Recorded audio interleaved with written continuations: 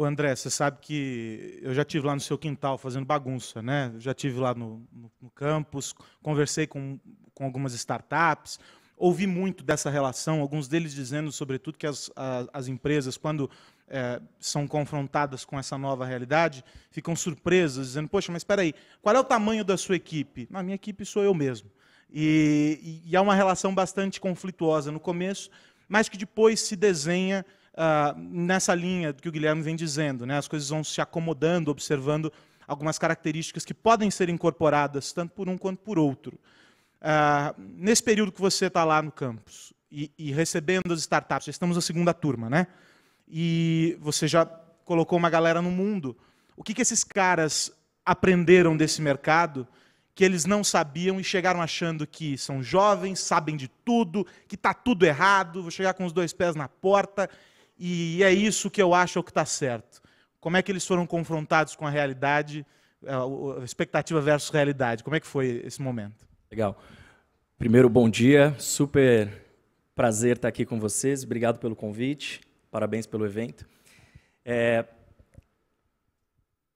Acho que o empreendedor ele tem uma característica que é super importante, acho que o Nizam trouxe aqui na fala inicial dele, e que é uma certa obstinação, né? Então, ele é um apaixonado ou um inconformado com determinados traços da realidade, e aí, em cima disso, ele busca construir novas realidades, né? Novos contextos possíveis. Eu acho que o empreendedor está sempre buscando esse próximo passo, né, dentro daquele ambiente ou daquele problema no qual ele está atuando. Mas é fato que existem alguns setores ou alguns segmentos que eles andam mais lento do que o empreendedor e o que o fundador da startup ele gostaria, né? E aí, muitas vezes, você tem algumas barreiras que, se você perguntasse para ele no princípio, ele diria que eram inexistentes, né? Existem barreiras que são visíveis, existem barreiras que são invisíveis em determinados mercados. E acho que boa parte desse processo, né, e aí, com 16 meses de campus, a gente chegou num ecossistema que era um e hoje ele é outro. O Flávio Pripas do Cubo está aqui também. É impressionante a gente ver como o ecossistema brasileiro de startups, e aí não só o de São Paulo, evoluiu nesses últimos 5 anos e acho que de maneira mais acelerada nos últimos 2 anos. E aí a gente vê hoje um traço cada vez mais presente nesses empreendedores, que é a maturidade, né?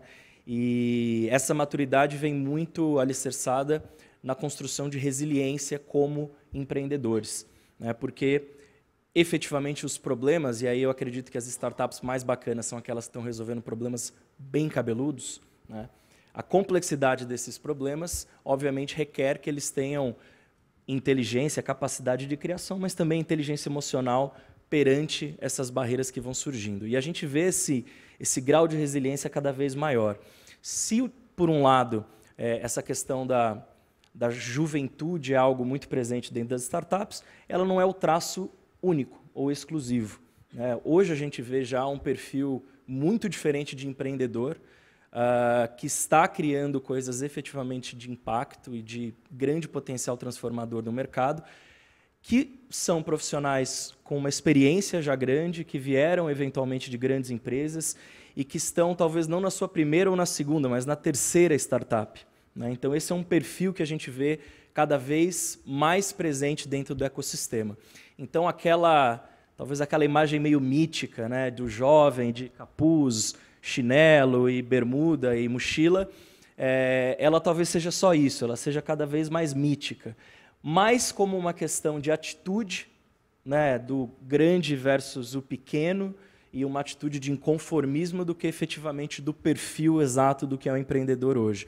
Então, Carlos, eu vejo que nesse ano e meio de campus, as startups mais interessantes, os empreendedores mais interessantes com os quais a gente construiu relações, foram aqueles que combinavam, né, esse inconformismo e, consequentemente, a vontade de desafiar determinados contextos e criar novos, com capacidade técnica muito forte e experiência anterior que os trouxe a entender em profundidade um problema.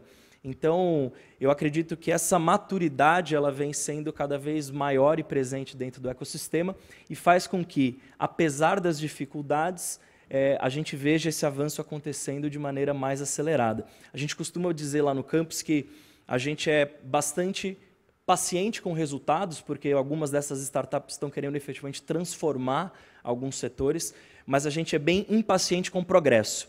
Então, eles demonstrarem progressos, e progresso por muitas vezes vem de tentativas e erros, né? Mas elas demonstrarem esse progresso é o que nos interessa, porque isso demonstra que estão evoluindo.